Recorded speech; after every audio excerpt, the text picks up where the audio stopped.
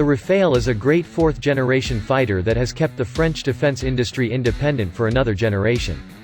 The French have a long history of designing and producing their own military equipment.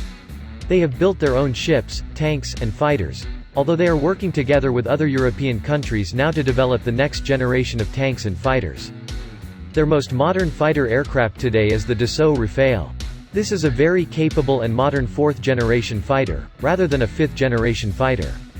Sometimes owing to its advanced systems like its integrated infrared search and track (IRST) targeting systems, it is called a 4.5-generation fighter. The Dassault Rafale is perhaps one of the latest fourth-generation fighters to have been designed, as the world is now focused on developing fifth- and sixth-generation fighters. The Dassault Rafale is providing a great fighter and has a lot of potential export customers around the world. Here is everything you need to know about the Dassault Rafale, the advanced French fighter.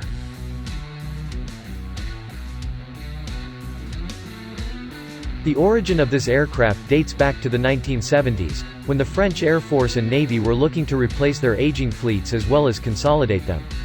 We have seen the U.S. military attempt something similar with this F-35 program.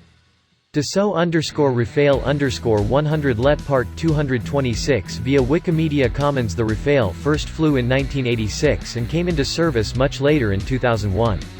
It was meant to enter service in 1996, but with the end of the Cold War and the ensuing budget cuts, it was much delayed.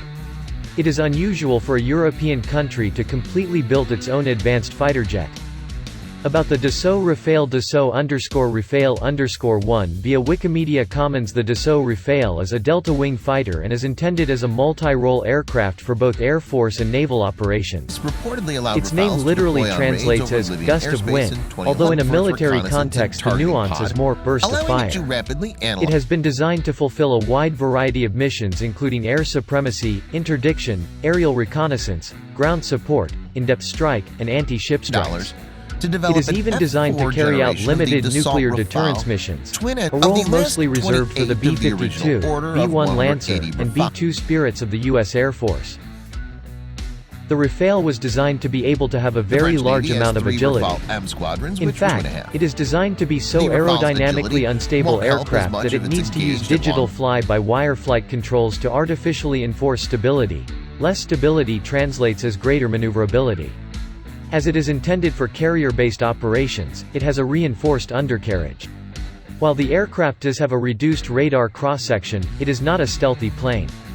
It is very difficult to build stealthy aircraft, and they are very expensive, demonstrated with the Air Force announcing the early retirement of the F-22 Raptor. Carrier-based Rafales into combat, gulping afterburners. At Mach 1.4, currently, the French Armée de l'Air